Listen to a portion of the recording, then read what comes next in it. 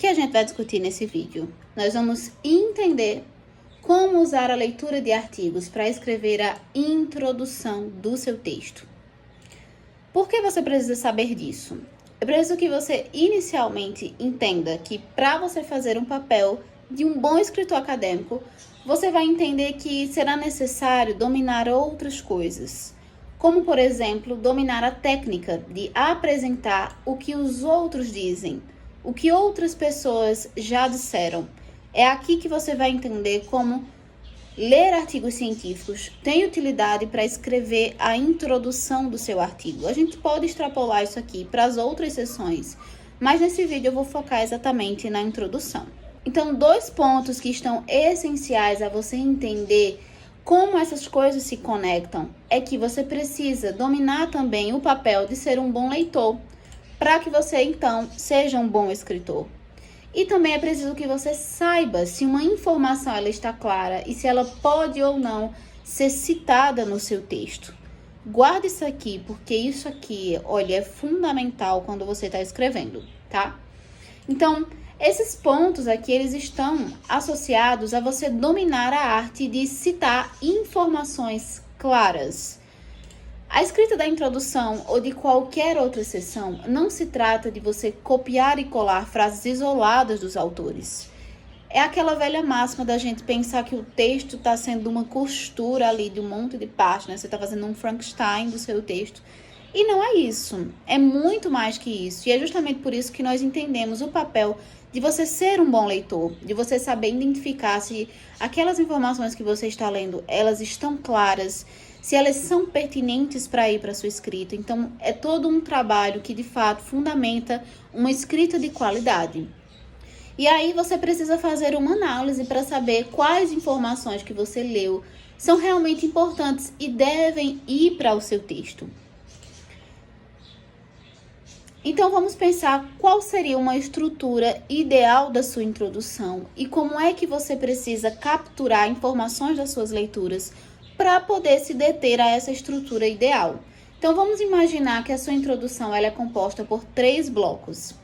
No primeiro bloco, você vai fazer uma abertura. Você vai contar para o seu leitor sobre o que é o seu estudo.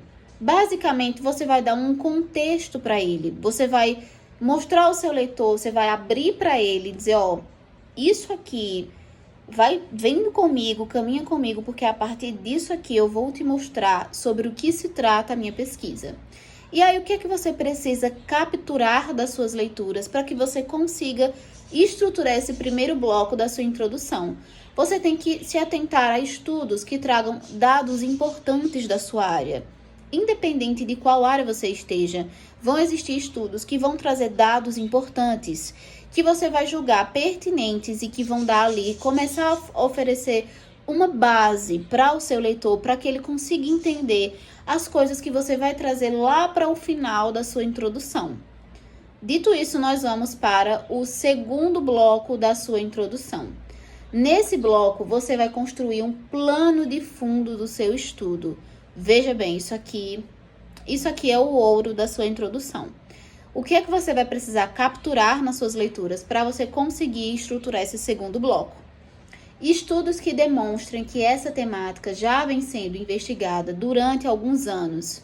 Então, vamos pensar que você vai considerar aí que existem estudos seminais da sua área, que seja importante trazer algum estudo desse para que ele vá ali guiando, talvez de uma forma cronológica, se for o caso da sua área, estudos que já vêm sendo desenvolvidos há anos, envolvendo essa temática que você tem interesse. Para fazer isso, você vai entender a importância de dar um caminho lógico para o seu leitor.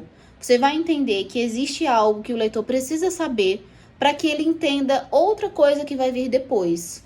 Você vai começar problematizando esses estudos que são mais gerais, certo? Dentro do seu tema, estudos que se relacionam ao seu tema, mas que eles não dizem exatamente aquilo que você vai estar investigando. Quando você começa por esses estudos mais gerais, você vai dando para o seu leitor pistas do que você pretende investigar. Veja bem, esses estudos precisam te ajudar a ir apresentando ao seu leitor a importância disso ser investigado. para que você então mostre a lacuna, aquilo que ainda não foi feito. Então, por que você parte desses estudos mais gerais? Para você mostrar para o seu leitor, ó, já faz um tempo que isso aqui é investigado. Aí você vai tornando isso mais específico.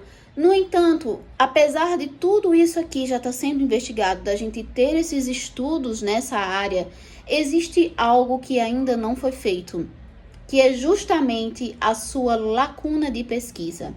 Aqui no canal eu já gravei um vídeo sobre maneiras pelas quais você pode encontrar uma lacuna de pesquisa. Eu vou deixar ele em algum lugar aqui nesse vídeo. E eu sugiro muito que depois que você terminar de assistir este vídeo, você vá lá no vídeo das lacunas e assista, porque vai ser um conteúdo muito complementar para você entender aí sobre a estrutura de uma introdução.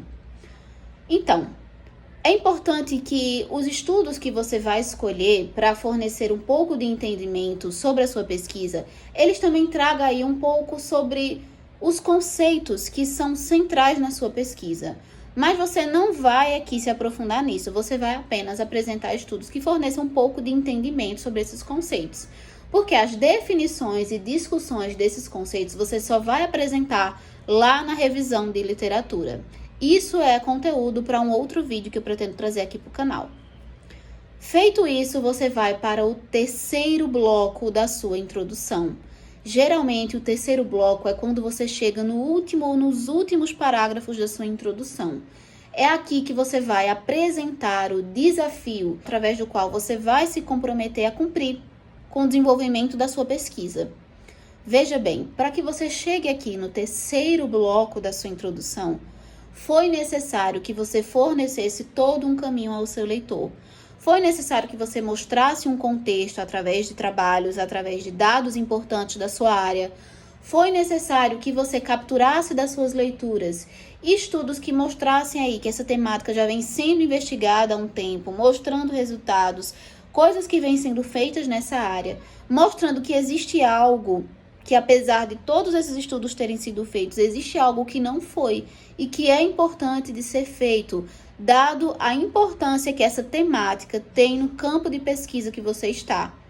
Entende como é importante você identificar esses estudos e você saber quais informações deles são pertinentes para que então você chegue no terceiro bloco da sua introdução, que é onde você mostra para o seu leitor o que você vai realizar, qual é o objetivo que você tem com a sua pesquisa.